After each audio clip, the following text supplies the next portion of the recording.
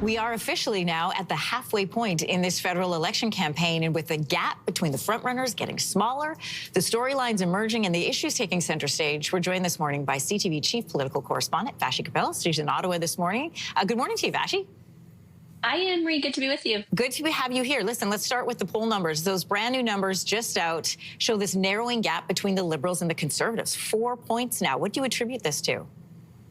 Well, like you, I've spoken to Nick Nanos, where this polling comes from in Nanos Research, and he said essentially every time there's an event that involves U.S. President Donald Trump, and then Mark Carney is responding in his capacity as prime minister, not in his capacity as Liberal leader, the Liberals see a kind of surge of sorts, and then it settles back down as that recedes from being kind of the dominant storyline or the only, I guess I should say, storyline, and as Mark Carney is on more even footing with the leaders of the other parties. So I think it's reflective basically of the point of the week that we're in and the point of the campaign we're in. And this was always a very competitive race. It's just that the momentum, according to public opinion polls in the aggregate, happened to be with the Liberals because they came rather from so far behind 2 months ago right up to where the Conservatives were and then started surpassing them.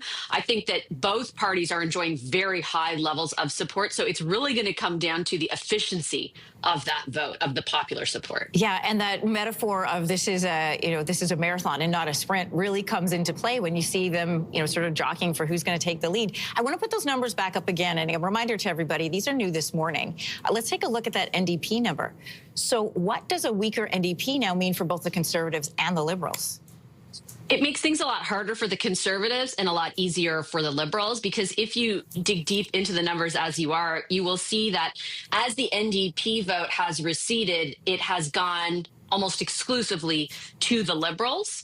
And that has been, by and large, the reason that the Liberals are able to, they recaptured so much of what they had lost, but then they are building on their traditional base. So people who have were not going to vote for Justin Trudeau, considering sort of other options, they've brought those people back, but they've added to it the progressive base, basically, of the NDP. The Conservatives do better when the vote on the left or the progressive side of the country is split in half or split in some dynamic, right? Because they are able to capitalize on that, and they have in previous elections. In this case, the Liberals have swept up the NDP vote, and it has really buoyed them throughout the past number of weeks.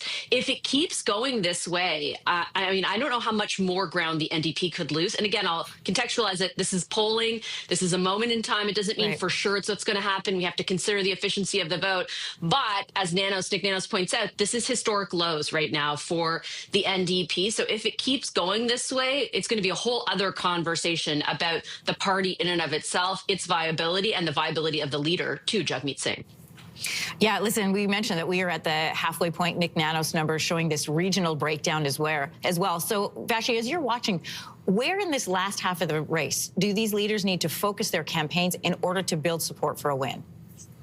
Well, it depends on the party. I think the one place where they all converge is Ontario, which will be, not welcome news to people who were keenly interested in your last segment, and rightly so. But that's only because in Alberta, for example, and Saskatchewan, the base of the Conservatives is very solid. Ontario, for all three parties, is competitive. There are some ridings, for example, in Southwest Ontario that are three-way races. The Greater Toronto area is of particular significance to both the Liberals and the Conservatives if they want to form government. And then I would add, particularly for the Liberals, Quebec becomes very important as well, because they have been able to see such a difference in their public opinion polling there at the expense in that province of mostly the Bloc Québécois. That could prove to be very important if they are kind of on the path to forming government. And I would also throw BC into the mix. There are some three-way races there, very, very key for incumbency when it comes to the NDP, but also important for the Conservatives, where they saw massive gains last year, some of which have been reversed, but not all. And so they will be looking to be very competitive in BC as well if they are to form government. I think back to before this campaign started, and, the issues in this country, everybody was talking about housing and healthcare. We don't hear as much about that in this race. So what other issues and storylines have started to emerge as we get ready to now cross the halfway point?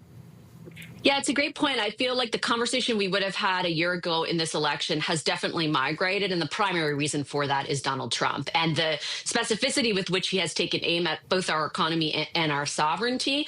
I would say, though, that the parties are still talking about the other stuff because I think the degree to which you care about it depends a lot on A, kind of your socioeconomic status, but B, your age, right? There are, I think, many people between 18 and 45 who still feel, despite the threat of Donald Trump, that no matter what they do, no matter how hard they work, they can't get ahead.